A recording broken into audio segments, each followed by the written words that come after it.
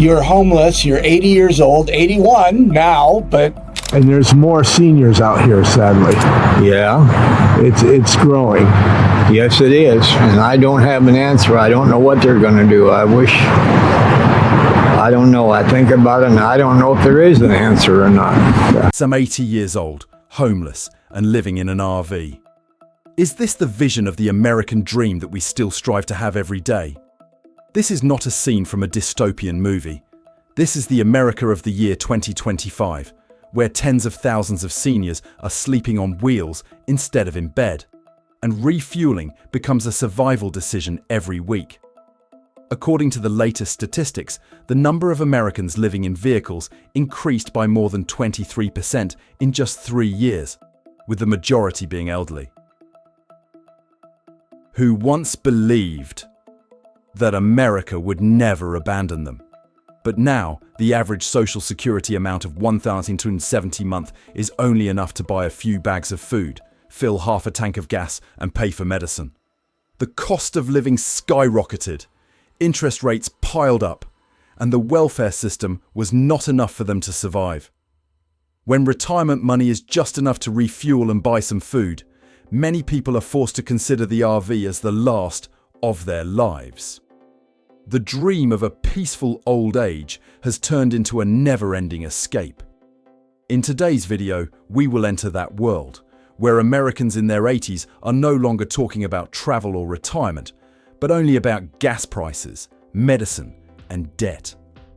When a prosperous economy exists only on paper, underneath is an entire generation that is being neglected. If for the rich, their gamble is billion-dollar projects, lavish hands in Las Vegas's light-up casinos, then for hundreds of thousands of elderly Americans today, the gamble is on parking lots in worn-out RVs scattered across the United States. In that place, van life, which was once hailed on Instagram as a symbol of freedom, is now only a cover for a harsh reality. Not enough money to rent a house, not enough strength to start over. According to Urban Institute, in just 3 years, the number of people living in cars has increased by 23%, and the majority of them are people over 60 years old. During the same period, rent increased more than 25%, while the average home price exceeded the $400,000 mark. With an average Social Security payment of just $1,970 per month, US retirees are stuck in the middle of an unsolved problem, either having to work to the point of exhaustion or giving up their homes to hit the road. To maintain a minimum life, YT, the cheapest rented house costs about $1,500 along with electricity, water, medical, and food costs.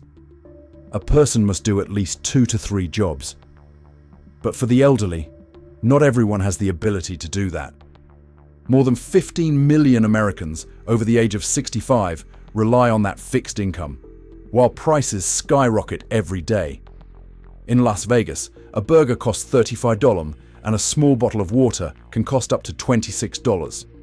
So, thousands more seniors have to shrink the American dream, stack furniture, load memories, and hope onto old RVs. To them, the car is both a home, a shelter, and a symbol for the ultimate border. But that once challenge is not enough. Streets are not designed for survival. In San Francisco, among many other major cities, authorities have enacted a policy prohibiting parking on any street for more than 2 hours, making it illegal to live in an RV on the street. Smaller cities such as Carlsbad and San Mateo also apply similar regulations, targeting people living in cars and RVs. Just a little carelessness, parking in the wrong spot, going over the time limit, or not moving in time, and their entire lives could be swept away with the car. A small mistake, but it cost they their last roof. They are caught between 2 worlds, not poor enough to be saved, nor rich enough to save themselves. It's a grey area of America, where people who once paid taxes, served and contributed to building the country, now live in oblivion. Some people still try to justify that this is a deliberate choice, that they want a free life, want to move away from material constraints. But the truth is different. If they really can afford to live better, No one would choose freedom on wheels in exchange for the fear of losing their home every night. This life is no longer a journey of travel, but a journey of struggle. No longer a minimalist lifestyle, but a silent fight for survival of the generation that once created America is now being forgotten on the sidelines of the very country they once believed in. To understand why millions of American retirees have to live in cars, we must look deeper than into the very heart of the economy once hailed as the world's most powerful. Because each individual's crisis starts not only from the house they lost, but from the huge numbers on the country's debt balance sheet. Over the past 4 decades, America has come through a chain of events that radically changed its financial structure. Massive Reagan and Trump-era tax cuts, massive war spending in the Middle East, crisis relief packages in 2008, and then there's emergency spending on the COVID-19 pandemic. Every time the crisis passes, the government opens a new door of debt, and the people suffer the consequences in silence. As a result, federal debt increased exponentially, far exceeding all records in modern history. Each successive administration overspent, pushing the budget into a constant deficit. Kent Smetters, professor at Wharton, once said, "1/3 of debt comes from tax cuts, 1/3 comes from spending, the rest comes from emergencies." That is, what is happening is not just the consequence of natural disasters or war, but the result of intentional political decisions. Financial games where the whole country sits at the same betting table. He also warned that the current fiscal policy is not sustainable. Without a big deal, a grand bargain, to control the budget, then in just the next 20 years, America could see the collapse of the bond market, foundation for every loan and savings of people. However, instead of tightening spending, America continues to maintain a debt lifestyle. When the budget is in short supply, the government borrows more. When the debt is due, they print more money to pay off the old debt. And as a rule of physics, the more dollars chase the same amount of goods, the more inflation escalates. The consequences spread to all classes, especially those living on fixed income like pensioners. When the currency depreciates, the middle class and retirees are the ones who suffer the heaviest blows. Lifetime savings suddenly lose value. The pension is not enough to pay the bill. People who once dreamed of a small house in the suburbs now have to consider selling a car, selling things, or moving into an RV to survive. American Dream was once built on sweat and labor, is now replaced by sheets of paper printed from the central bank. People started likening the US economy to a clogged circulatory system. Debt supply is so large that cash flow no longer flows normally. Some economists even predict a risk that more than 50% of the US will experience a debt shock in the next 3 years, when interest payments exceed budget revenue. From Bill Clinton's time with a surplus budget, America has slipped towards an out-of-control spending pattern, where surplus became a luxury memory. Each term, public debt increases by trillions of dollars, leading to silent concessions in security funds. Social Security and Medicare, which was the belief of the elderly, now become hostage to interest rates and bonds. Spin, borrow, spend, print money, inflation is no longer a matter for economists. It is the spiral of life, where every electric bill, every supermarket cart, every prescription is a witness to a system that is running out of breath. Americans used to be proud that as long as they worked hard, they would be rewarded. But in the age of debt and deficits, hard work just means working to pay off. Debt for the past, for the present, and for loans that haven't come into existence yet. American Dream used to symbolize freedom and opportunity, is gradually turning into American debt. A dream is no longer built on effort, but on a loan that will never be paid off. Life on wheels sounds like a free choice. But for more and more elderly Americans, it is not an option, but a mandatory destination after all other paths have closed. Highways have now become the flow of broken dreams. Tens of thousands of old RVs, trucks and minivans follow each other through the Nevada, Arizona, Texas deserts, where a Walmart parking lot or an abandoned industrial park can also become home. According to HUD estimates, the number of people living in private vehicles has exceeded 600,000, of which nearly half are people over 55 years old. A mobile city is forming in silence, not marked on any official map. For many people, this is the final chapter of the American dream, where the warm home has been replaced by a narrow space of just a few square meters, and the future is packed into a gas tank. People who used to be office workers, drivers, teachers, mechanics, now learn how to change tires, fix plumbing, or use solar power to cook dinner. They don't travel. They go to survive. In quarters like Quartzsite, Arizona, or Pahrump, Nevada, winter brings thousands of makeshift RVs.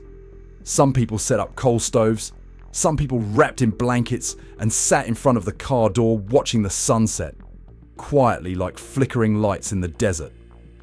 "I used to dream of having a small house to grow flowers," a 74-year-old woman said.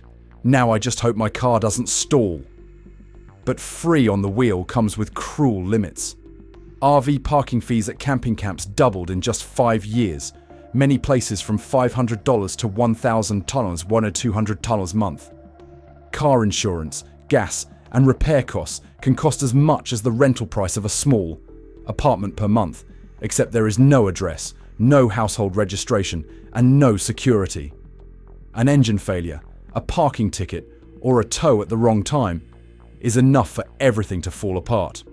Worse, local regulations are increasingly strict.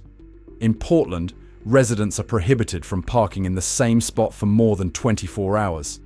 Los Angeles confiscated more than 2,000 RVs in just the last 2 years, forcing thousands of people to move like lost souls in their own city. "We don't wander," a veteran said. "We just have nowhere else to stand still." In the darkness of the parking lots, there is the loneliness of old age that no one sees. According to a UCLA survey, nearly 40% of women living in cars have faced dangerous situations, and most do not dare to report to the police because they know that if found to be in the car, they can lose the whole vehicle, lose the only shelter. Some cities like San Diego, Santa Barbara, or Seattle have opened safe parking zones with security, restrooms, and social workers to help find permanent homes. But waiting lists are getting longer, while funding is being cut every year. Life on wheels sounds like freedom, but is actually a form of exile in the 21st century. A world where one has to run away from one's own dreams, carrying the past in the trunk and hope in a gas tank that is about to run out. If freedom now only exists in the middle of the desert, under rusty corrugated iron roofs and weak yellow lights, then perhaps the American dream is not dead, but it is living on 4 wheels. As night fell on the empty suburban parking lots, a faint yellow light came out of the small doorways of the aging RVs. Inside are people over 7 or 80 years old who used to be workers, teachers, mechanics, nurses, now live silently on the margins of society. They don't appear in the news, they don't appear in the population report, and for the majority of Americans, they seem to have disappeared. In a country where stock indexes and GDP are meticulously calculated, no one can count how many elderly people are living in the shadow of RVs. At an age when they should be resting, they are confronted with another form of invisibility. Invisible in the system, invisible in collective memory. A 70-year-old man who worked in the mechanical engineering industry lost his home after medical expenses exceeded his pension. Now he sleeps in an old truck outside an industrial park where there is no electricity, no water, no neighbors. "I don't need anyone's pity," he said. "Just needs a quiet place to sleep without being chased away." Their feeling of loneliness is not just psychological. It is a consequence of an aging society that is not prepared for old age. People over 75 are currently the group with the fastest growing poverty rate in the entire population, but are the least talked about. With no more labor, no more credit, and no more choice, they are left in a vacuum that no policy touches. The fear of being seen makes them disappear even deeper. Many people who live in the car deliberately park in a secluded place, away from the lights, away from passers-by, because as long as they are spotted, they can be fined, pulled, and all lost. An 80-year-old woman in Oregon said she never turned on the lights in her car after 8 o'clock at night, so no one would know I was here. All her life she taught, but at the age of near Earth and far from heaven, the last lesson was learning to be invisible. Cities, instead of supporting, tighten the law. From Los Angeles to Portland, thousands of RVs have been towed or confiscated in just the last few years, forcing the elderly to constantly move, like wandering souls between abandoned industrial parks. Housing policies are increasingly distant, and welfare systems treat them as error numbers in data sheets. Part of this invisibility is because society does not want to see. The wrinkled faces on the car door do not match the image of prosperous America painted in the media. Many people pass by thinking they are wanderers, lazy guys, or problem. But the truth is that most of them were middle class, paid taxes, raised children, and built America itself. Now they are just standing on the edge of just close enough to see the city light, but too far away to belong. The greatest tragedy is not poverty, but being forgotten while still alive. A nation that once prided itself on its compassion now lets its oldest citizens live in fear, in silence, and in invisibility. If the 1950s, 1980s were the golden age of retirement dreams, US, when a steady job could ensure a peaceful old age, then the 21st century has turned that promise into a commercial contract sold cheap. There was a time when American workers believed that if they worked hard, they would be rewarded. A small house, a monthly retirement check, a folding chair on the porch. But then the system changed, silently and radically. When businesses cut out the traditional pension model, and switched to 401k. A form of savings based on personal investment. Retirement responsibilities were pushed from the company to the employee. Instead of being guaranteed, they have to bet their own futures on the stock market. Over the course of 3 decades, governments and financial corporations sold people a beautiful story. That anyone could become an investor, that just by sending money regularly, there would be a full old age. But the reality is very different. According to the Brookings Institution, more than 60% of American retirees do not have enough savings to maintain a basic standard of living after 10 years of stopping working. Half of 401k accounts are worth less than $60,000, which cannot be enough if the average lifespan extends by 20 years. That's when retirement dream was sold back to Wall Street.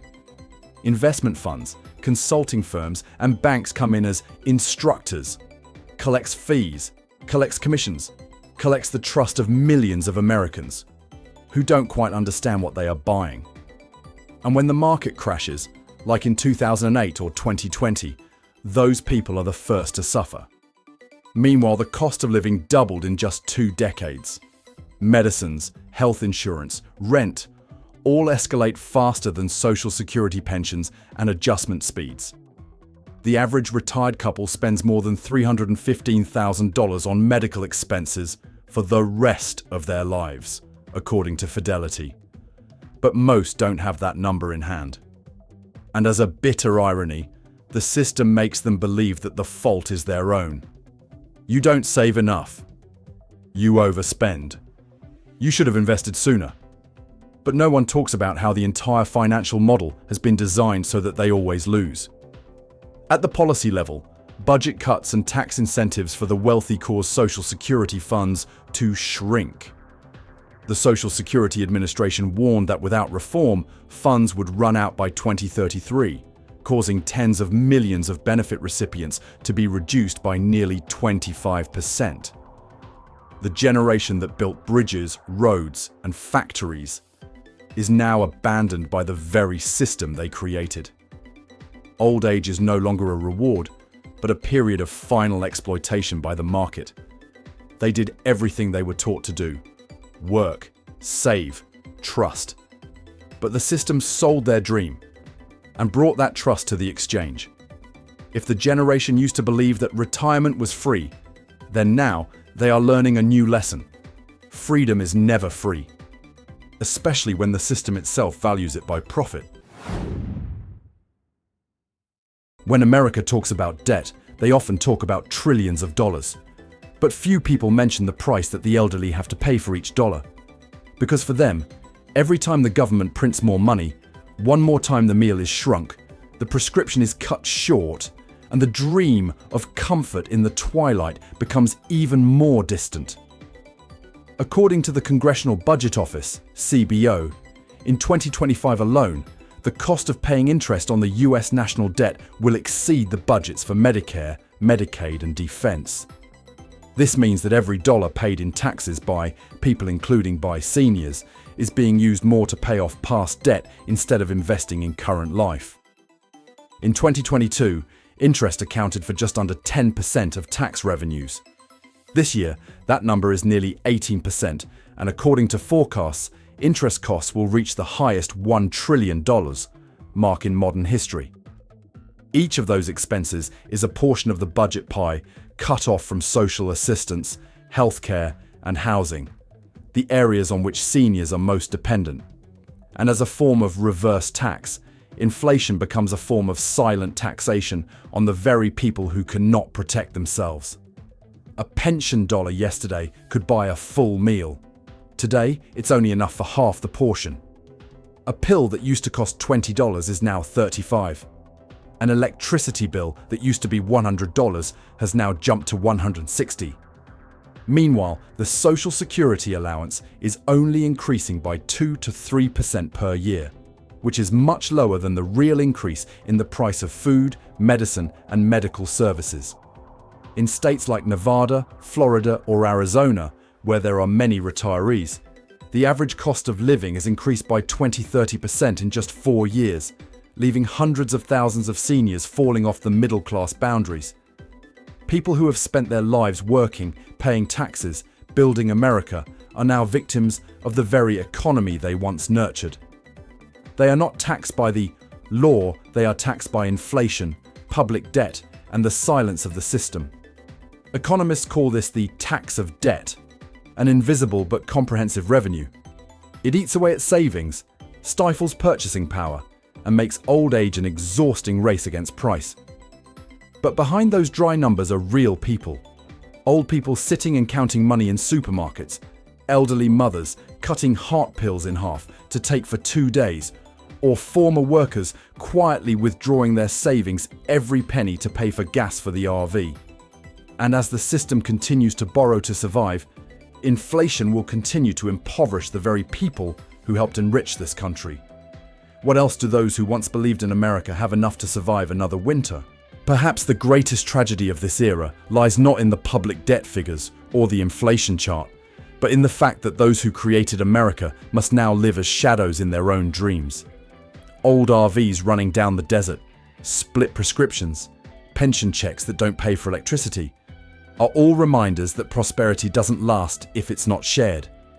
A country that once promised that no one would be left behind is now letting the same generation that once shouldered itself stand on the sidelines, quietly paying the price for decisions they were not involved in.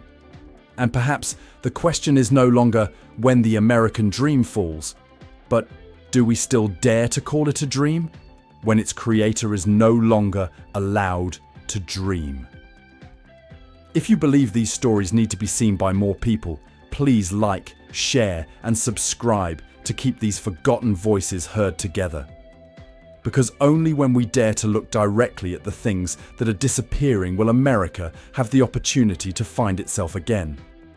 The content in this video is built on real facts, reports, and shares from many reputable sources, with the purpose of analyzing, reflecting, and provoking social discussion, not to attack, attribute, or promote any political views.